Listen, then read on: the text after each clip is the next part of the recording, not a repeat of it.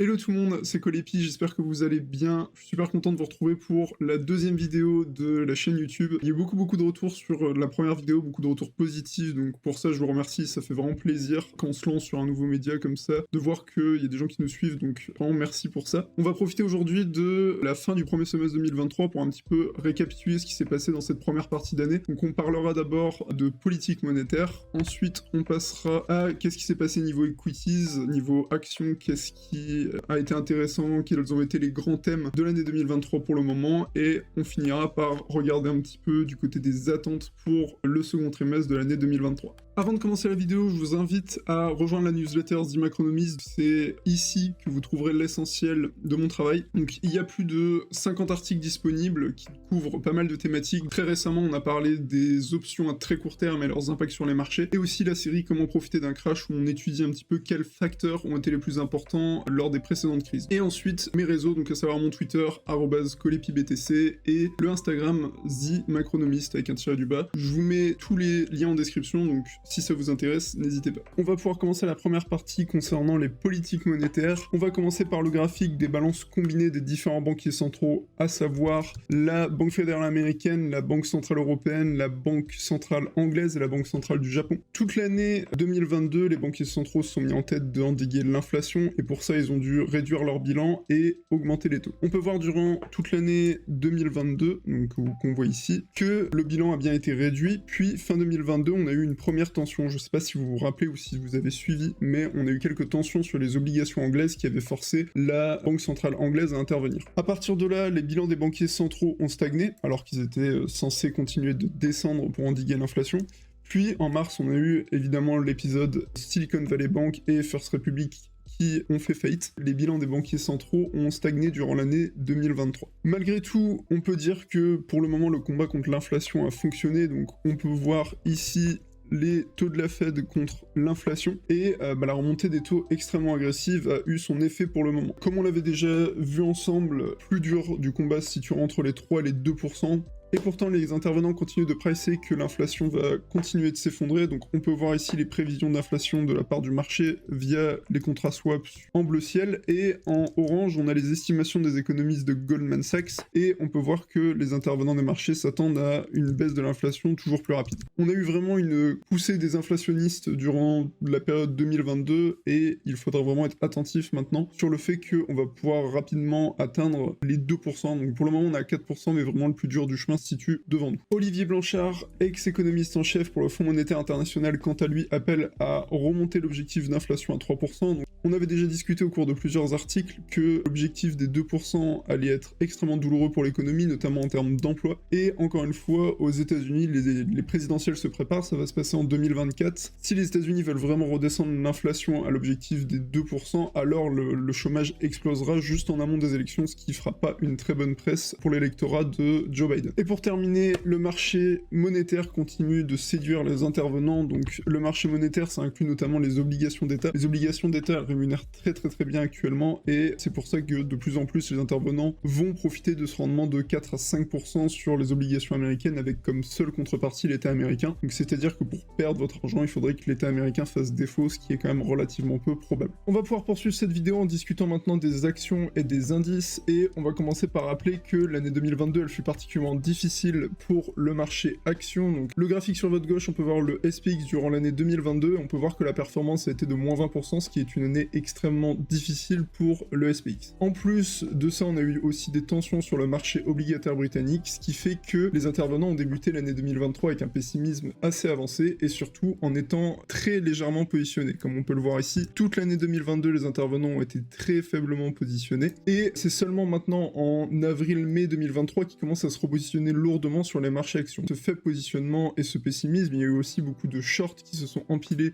sur les indices, et comme on a eu un début d'année 2023 assez spectaculaire, ces positions short ont dû être clôturées. ce qui a ajouté de la pression acheteuse sur l'ensemble des indices. Pour l'année 2023, en termes de performance, le Nasdaq a réalisé plus 38%. Évidemment, c'est celui qui a le plus profité de l'envolée des méga capitalisations technologiques et de la narrative IA, donc c'est plutôt cohérent que ce soit de loin l'indice qui est le mieux performé durant l'année 2023. On a ensuite eu le SP500 avec plus 15%, le Russell plus 5%, donc le Russell c'est l'indice américain peut-être un petit peu moins connu, qui regroupe quant à lui des petites capitalisations. Et pour terminer, le Dow Jones qui a réalisé une performance de plus 2%. A posteriori, si je devais expliquer la performance des indices en ce début d'année 2023, j'établirais 3 grands points. Le premier, ça va être que la croissance et l'emploi sont restés relativement forts, donc on peut voir à gauche qu'on a retrouvé nos niveaux d'emploi d'avant Covid, comme je vous l'ai tracé ici sur le graphique. Et pour le moment, en 2023, les jobs continuent de s'ouvrir et on continue d'embaucher de plus en plus de personnes, donc ce qui indique une bonne santé économique.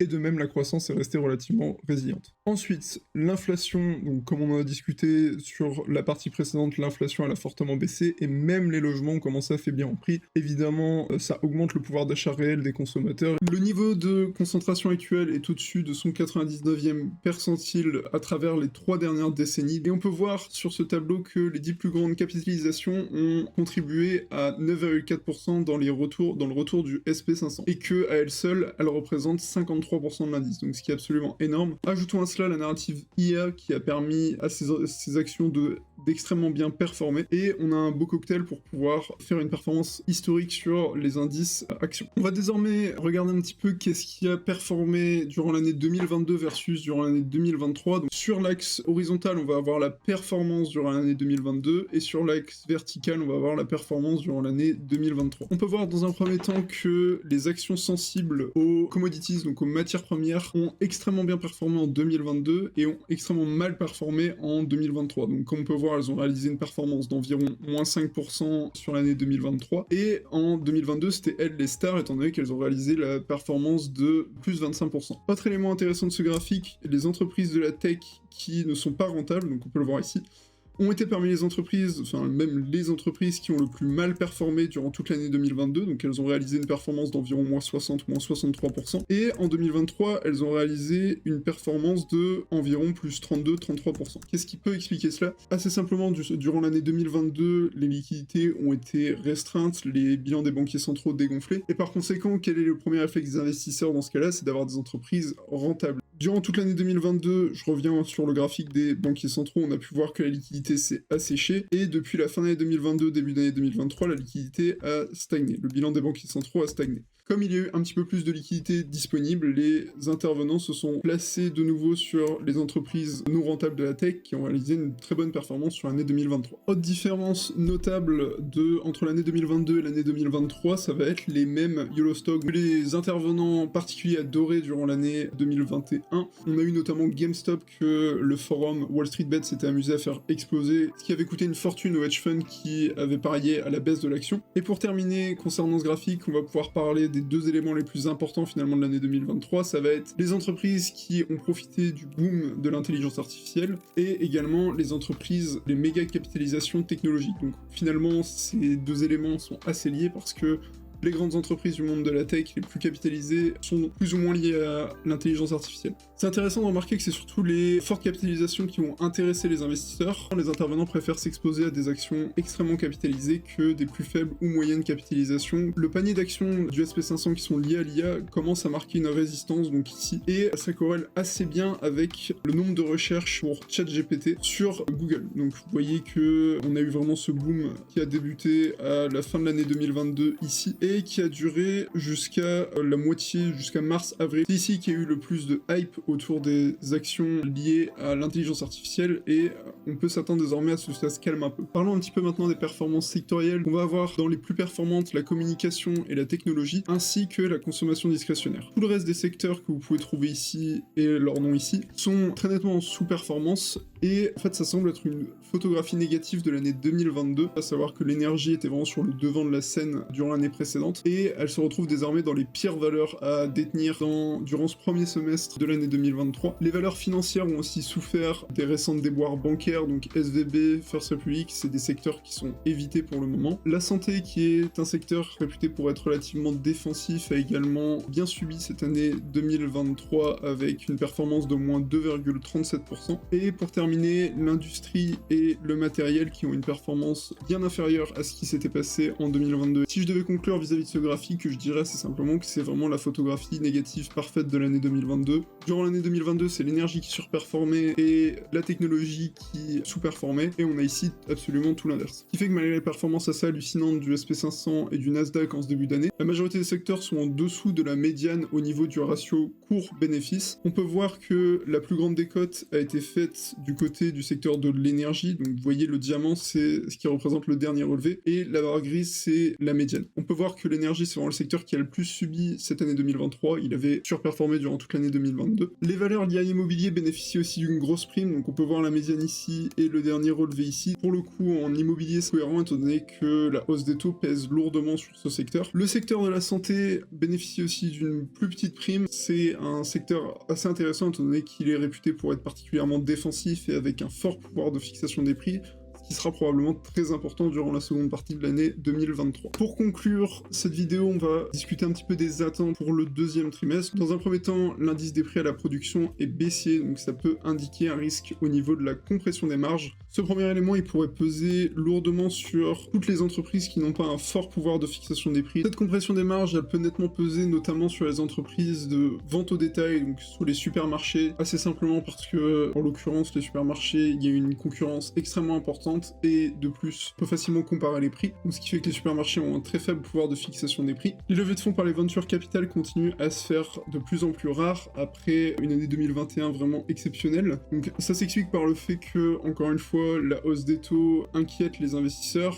Souvent, les startups ou dans lesquelles les venture capital lèvent des fonds ne sont pas rentables et c'est tout ce que veulent éviter les investisseurs actuellement. Tout ceci invite à se concentrer sur les actions d'entreprise qui sont avant tout rentables. Donc en résumé, qu'est-ce qui va m'intéresser pour la seconde partie de cette année 2023? Mon critère principal, ça va vraiment être est-ce que l'entreprise est rentable et idéalement est-ce qu'elle n'est pas trop endettée? Donc on en a pu en discuter avec les membres de la newsletter au cours des dernières semaines avec la série d'articles dont je vous parlais précédemment, comment profiter d'un crash. Le fait qu'une entreprise soit rentable ou non doit être un élément décisif dans le fait que vous déteniez une action ou non. Et les actions d'entreprises qui ne sont pas encore rentables devraient continuer de souffrir durant la seconde partie de l'année 2023. Ce qu'attendent les investisseurs au niveau de leurs entreprises, c'est les entreprises qui savent gérer leur cash, étant donné que ce dernier se fait de plus en plus rare avec le quantitative tightening et la hausse des taux. Donc ils vont avant tout chercher une entreprise qui est rentable.